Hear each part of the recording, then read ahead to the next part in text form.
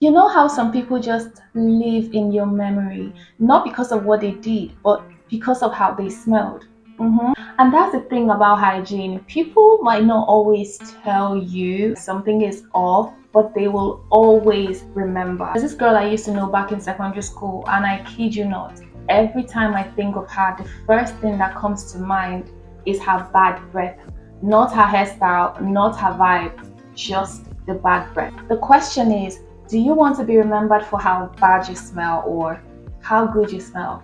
You're already that girl because you clicked on this video. Hey guys, welcome to my channel. It's Mimi, and in this video I'll be sharing 10 hygiene tips that I wish I knew sooner. Some of these things I have been doing for a while and some I started doing just recently. This video is for you if you care about feeling fresh, clean, confident, like that soft effortless girl that always has it together. If this sounds like your cup of tea, stay tuned and keep on watching.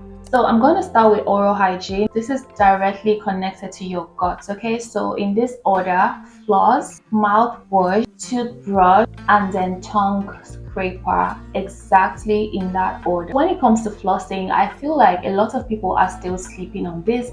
Flossing and scraping your tongue, these two things, we brush our teeth quite alright. We use a mouthwash, good, but then we don't floss. Like, how is all that gunk in between your teeth supposed to come out if you don't take it out? Because your toothbrush definitely doesn't get in between your teeth. I don't do this in the morning, but I definitely make sure to do it at night because at the end of the day, I just want to make sure that there's nothing, no leftover food stuck in between my teeth. If we're being honest, bad breath can ruin everything. The gunk hiding in between your teeth at the end of the day, oh my god, it stinks, it smells.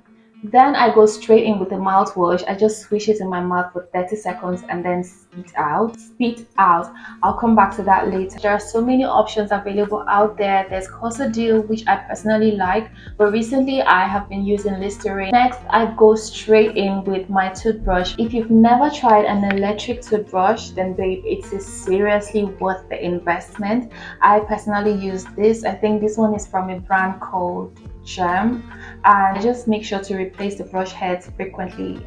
Anytime I use this toothbrush, my mouth feels clean, like squeaky clean. I don't know if you guys can see the head and see that it's vibrating. When you hear the sound of the vibration, there is no way your hands can move that fast, okay? So that's why electric toothbrushes are a total game changer. Finally, I finish up with a tongue scraper. Now this is the part that a lot of us are still sleeping on. That's literally where bad breath lives, like on your tongue, the bacteria, the food, the gunk on your tongue. Like, a normal random toothbrush cannot get it out. You need a tongue scraper. There are so many different ones on the market, but this is the one that I like, the one that at least is available to me. I think there's one that looks metallic. I will insert the picture on the screen. There's different types. You can get any one you want.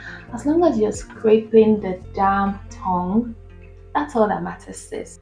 The second hygiene tip, something that I recently just like got onto because of TikTok, and it has seriously changed my life, is do not rinse your mouth after using a mouthwash or after brushing your teeth, because the fluoride in the toothpaste is very helpful. When I started doing this at first, it was really difficult for me because I was used to rinsing my mouth with water, but like, especially when you want to just brush and then eat, it's not the best experience in my opinion.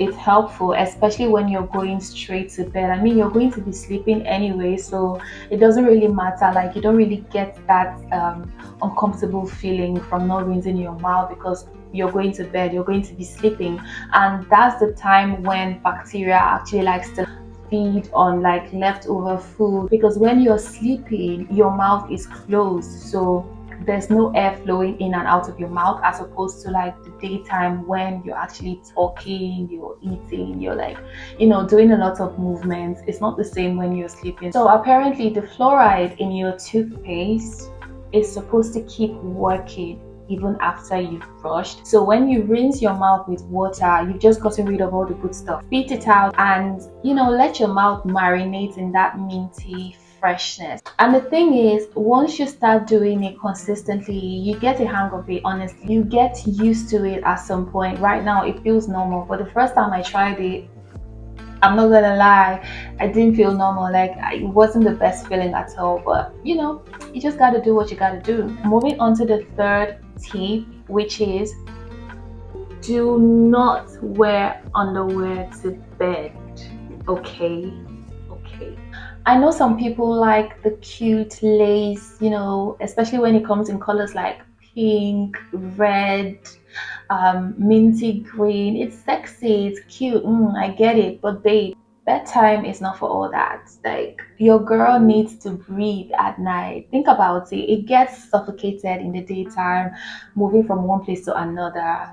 So when it's nighttime, at least now, just give it a break at night. If going commando isn't your thing, you can opt for like loose, the men's boxers. I personally like men's boxers. I've been doing that for like a while now. Or you can go for like, cotton briefs. Just wear something that isn't suffocating that area, if you get what I mean. I know a lot of people will be like, but Mimi, I wash my panties every day. Am I supposed to wash the girl? Treat it as you would treat your panties if you were wearing them to bed. And please, what do you mean you've been wearing the same underwear for a year? Sis, please. Make sure you're changing your underwears at least every 6 months, no matter how much you love those underwears. Replacing your underwears is just a non-negotiable. I'm sorry, like every 6 months max, you should be changing your underwear. Right now we're in the rainy season, so a lot of times like there is no sun, or like it's just a bit more moist. So what I do in times like that is I just use an iron. That extra heat helps kill any lingering bacteria, and just keeps the underwear fresher. Girl, change your towels. Change your towels and replace your loofers often, please. Now onto towels and loofers. If you're still using the same towel for 2 weeks, sis, it's time to stop. Honestly, seriously, it's time to stop. Personally, I switch my body towels twice every week. So I'm not really a loofah type of girl because I feel like it's just always so moist. It never just gets completely dry. And I also make sure to change my exfoliating gloves. These are the ones that I like. And when you pair this with your exfoliating scrub, sis, oh my god, the glow that this gives. Something else that I realize a lot of people are still doing in 2025 is using their body towels on their face. Like, what do you mean the same towel you use to wipe your ass is the same towel you're using to wipe your face?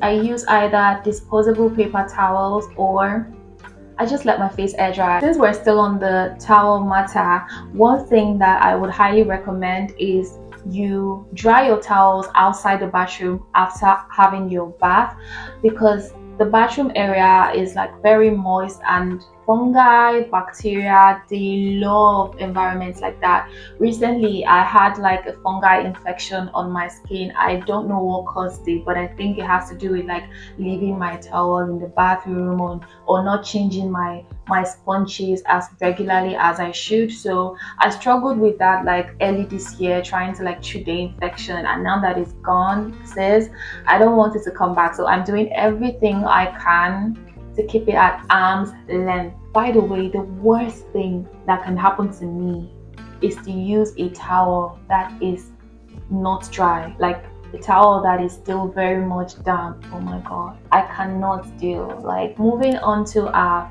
fifth, is it fifth? Yes, moving on to our fifth hygiene tip, double cleansing. I personally advocate for, and I have been doing that for a while, and I realized that a lot of people are still sleeping on this. Double cleansing isn't just for your face alone, like your body and head deserve that love too. So if you're gonna do all three in the shower, then I think it should be in this order: hair, face, then body. Okay, you can actually do hair, body, face, however you want it, but make sure you're washing your hair before the rest of your body. I used to suffer from acne, back knee, chest knee, hand knee, like butt knee. Like I used to have acne literally any part of my body, even in my scalp. I didn't know that my hygiene was poor. When I started paying more attention to these little things, my life changed for the better. For my hair, what I do is I shampoo twice. I don't think it really matters if you're using two different shampoos. The most important thing for me is washing twice. The first cleanse basically is to get rid of all that product buildup, and then the next cleanse is to like actually thoroughly get your scalp and your hair clean. So when it comes to my face, I definitely go in with an oil cleanser first. That just basically gets rid of, sunscreen or makeup or like even dirt from your face before I go in with a water-based cleanser. And the same thing goes for your body. So for my body, I like to use good old Dove. There's a reason why this soap has been there for years and years. The first step that I do is I use a bar soap. A good option is the Dove. That is the one that I can recommend for like a lot of people, because literally anybody, baby soap, adult soap, anyone at all can use that soap without getting any irritation. On days when I decide to exfoliate, and I do that twice a week, I do go in with the Dove body polish. The Dove body scrubs are absolutely amazing. They leave your skin super soft. And on days when I'm not exfoliating, the second step for me is always using a shower gel. Dove is an OG. Like currently, this is the one that I have been using. Very moisturizing, very hydrating. I don't double cleanse in the mornings. Most times I just use a bar soap and I'm out the shower. But at night, I don't play with my double cleansing. Now that we're out the shower, let's talk post shower care.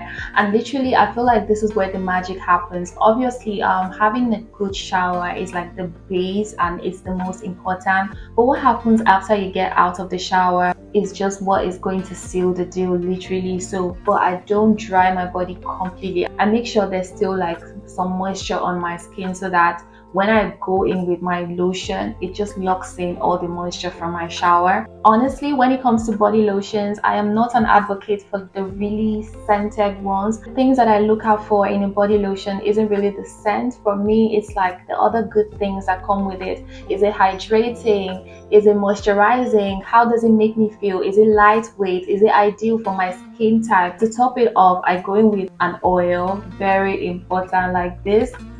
On shaved skin, perfection. Like your skin would glow, your skin would feel soft. When it comes to deodorant, I don't really think that the ones without aluminium are that helpful for stopping sweat, especially in the daytime. I mean, I feel like you can get away with using those ones at night, but in the daytime when you're out and about, you're like carrying out a lot of activities, you're moving, I feel like using an actual antiperspirant will get the job done better than the aluminium free deodorant. And of course, perfumes. Yes. So you want to make sure that you're spraying them on like your wrists, behind your ears, at the back of your knees, in between your elbows, all those little. Basically, the trick is anywhere that gives subtle heat, because smelling good is the cherry on top. It's actually the invisible outfit. If you know, you know. Moving on to tip number 7, and this is the part where most of us are actually very guilty. Change your pillowcases and bed sheets often. If you're breaking out or your skin is just off, then your pillowcase might definitely be a problem, or part of the problem at least. I change my bed sheets once a week and my pillowcases twice a week. Now, sometimes I'm lazy. This is one trick that I have been using. I sleep on one side of my bed, which means I use like the pillows on one side of the bed. So after a few days, instead of like getting new pillowcases, I just swap them to the other side and bring like the ones that I have not been using to the side where I sleep. Does that make any sense? Lazy girl hack. Think about it. Your face.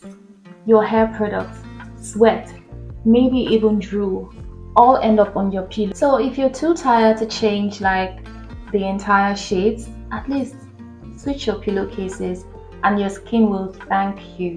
Now let's talk about how we actually wash ourselves while in the shower. Now this might sound basic, but a lot of people just after washing their bodies, right, they just let water run down their feet. You need to concentrate on those bacteria zones behind the ears, underarms, under your breast, behind your knees, and especially your belly button and your feet.